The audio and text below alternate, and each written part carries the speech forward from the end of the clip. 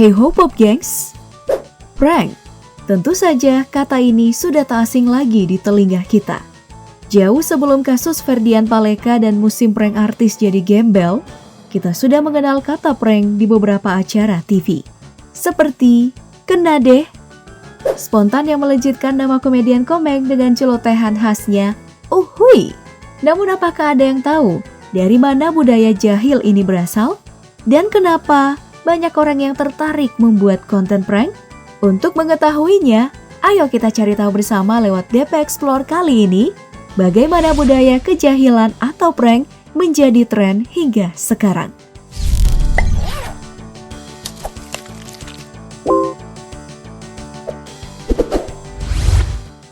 Gak bisa kita pungkiri, meskipun konten prank banyak mendapat cemoohan dari netizen, konten yang satu ini memang laku keras.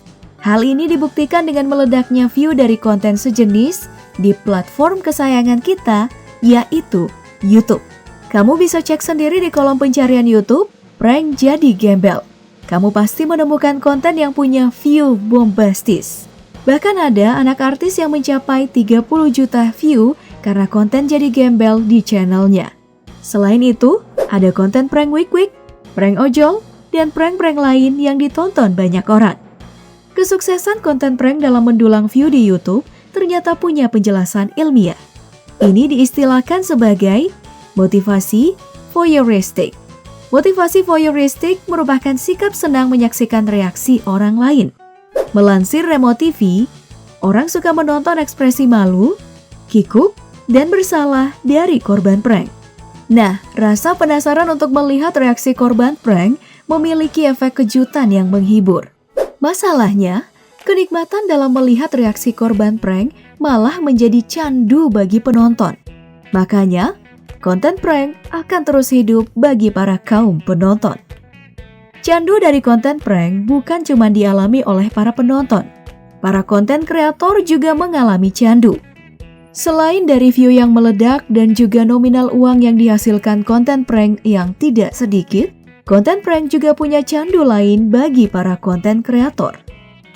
Merujuk pada artikel yang diterbitkan oleh Vice, kriminolog Tony Blockley mengungkapkan, hasrat untuk menakuti atau memberi kejutan adalah obsesi manusia pada sensasionalisme. Apalagi jika sensasi yang ditimbulkan mendapat pujian dari netizen, maka hal itu akan menjadi pemuas ego dan memberi rasa dominasi. Hal ini dibuktikan Tony Blockley lewat video prank YouTube yang kebanyakan adalah laki-laki dan mencari korban perempuan. Maka dari itu, konten prank tidak jarang melakukan hal yang tidak manusiawi karena ingin terlihat dominan. Nah, dari penjelasan tadi, konten prank memang menjadi simbiosis mutualisme. Mau kamu penonton atau konten kreator, keduanya sama-sama untung. Untuk sejarahnya sendiri, budaya jahil mulai dikenal dengan nama practical jokes pada tahun 1804. Practical jokes kemudian terus dikaitkan dengan budaya April Mop yang dinobatkan sebagai Hari Jahil Sedunia yang jatuh pada tanggal 1 April dan juga dikatakan sebagai bapak dari tren kejahilan. Awal mula dari April Mop berasal dari penulis terkenal Inggris yaitu Geoffrey Chaucer dalam bukunya The Canterbury Tales. Dalam karya terkenalnya ini, Chaucer menambahkan tanggal 32 Maret dalam kisah rubah nakal dalam bukunya ini. Kesalahan penanggalan tersebut kemudian diinterpretasikan sebagai lelucon Chaucer dalam menyambut tanggal 1 April. Sejak tahun 1392 itulah orang-orang kemudian mengenal April Mop. Setelah April Mop, budaya kejahilan mulai merambah kemana-mana. Arkeolog asal Australia Warwick Ball pernah menobatkan kisah Elagabalus yang terjadi pada tahun 218 hingga 222 sebagai prank tertua.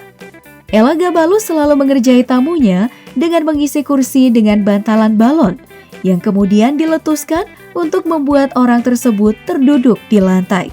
Nah, prank dari Elagabalus ini kemudian berkembang dan dianggap sebagai prank menarik kursi saat seseorang ingin duduk. Selain itu, prank juga masuk dan merambah dunia bisnis, termasuk tarik suara, seperti kasus Milli Vanilli. Duo penyanyi yang mendapatkan penghargaan, tapi di kemudian hari ketahuan kalau cuman lip sync. Nah, hari ini konten prank dan serba-serbi kejahilan makin beragam. Harapannya sih konten prank nantinya menjadi konten yang menghibur seperti Spontan yang dulu dibawakan Komeng atau Super Trap yang pernah ada di Trans TV.